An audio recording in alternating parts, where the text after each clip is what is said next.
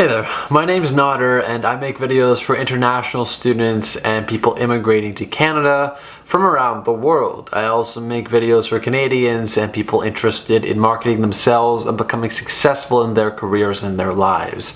Now, if you're interested in any of that stuff, be sure to subscribe. I'm serious. Consider hitting that funny red button because we're making this into a community, into a hub.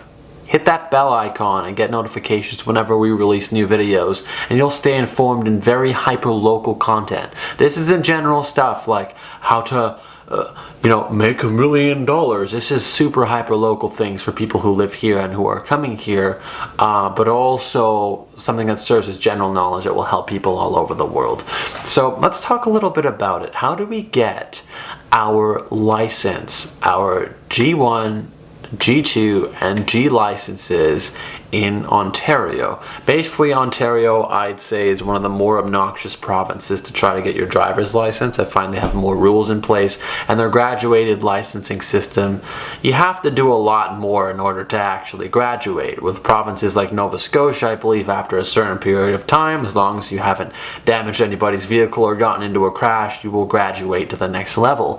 Now, in Ontario, we have a graduated licensing system. So there are 3 different stages, and you start with the G1, which doesn't even require a driving test. It actually is just a paper exam or an online exam. They might have it online now, but you got to go to the driving office in Ontario in person. You'll have a local one, and you will look up the place to do your G1 exam on Google. You will go there, and basically they're going to give you a sheet of paper with about 40 questions on it. It could be more, it could be less, but it's somewhere in that range, and you're going to need to answer them. They're going to be simple things like, can you make a left turn here? What does a red light mean? What does this construction sign mean? What is the fine for speeding in a construction zone? Things like that. Just common knowledge. And if you're wondering, how am I ever going to learn this? How will I learn the road systems? They have sample tests on Google. If you look up Canadian G1 test or practice test, you can take a test that pretty much has all of the exact same questions 3 or 4 times until you get 100%, and then look for another one and take that one, and you'll probably get 100% on that one too. If you're that good, I not even mean 100%, like as long as you can fly past those questions, once you get to the exam room, your G1 snap. Easy like that. I believe you have to be 16 years of age and older. So that's how you get your G1 license. Chances are, if you're immigrating here and you're looking at this video, you're over 16. Your next step is, I believe you have to wait a year or a little bit more to get your G2 license. For everything I'm saying, look it up to back it up. Don't just take my words for it. But you gotta wait a little bit longer to get that G2 license, and that G2 license is going to allow you to drive on the roads. With your G1 license, I think you can only drive supervised with somebody who is G license. Potentially, I wouldn't say even a G2 license person. You check this out for yourself, but to be safe, I'm going to say somebody who's G license needs a supervisor. You can't drive alone. With your G2 license that you're going to get in about a year and a little bit, you're going to be able to drive by yourself, excluding some of the motorways, I believe.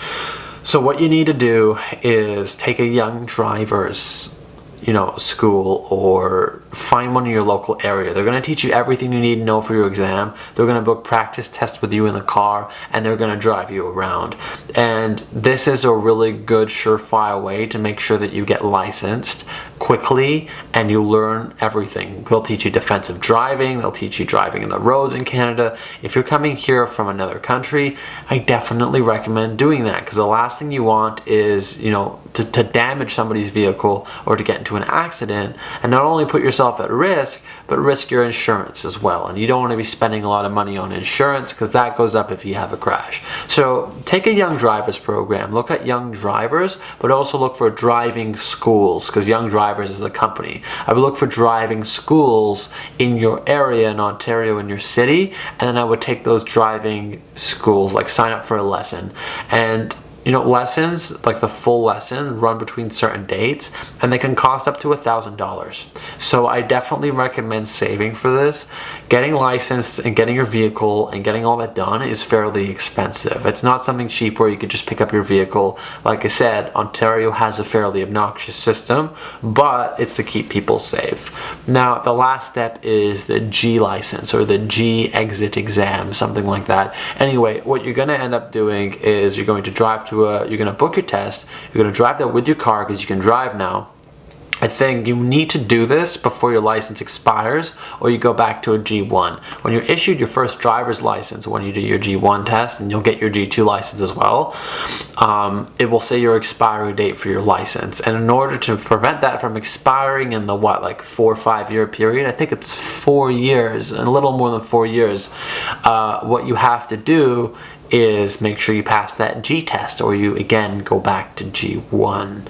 So I recommend, you might even have to get relicensed all over again. I don't know how it works, but what I recommend you do is get that G test out the way as soon as possible. Do your G exam. All you're gonna have to do is, I believe, drive on the motorway. You need to be checking your mirrors. You're gonna learn all that stuff in driving school, and you're gonna have to exit off of it.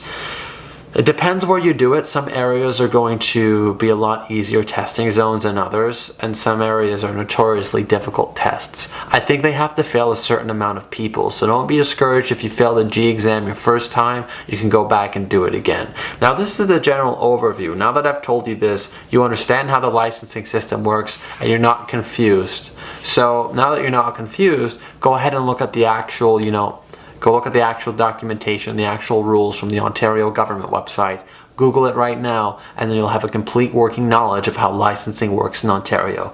I hope this video helped you, and good luck coming to Canada.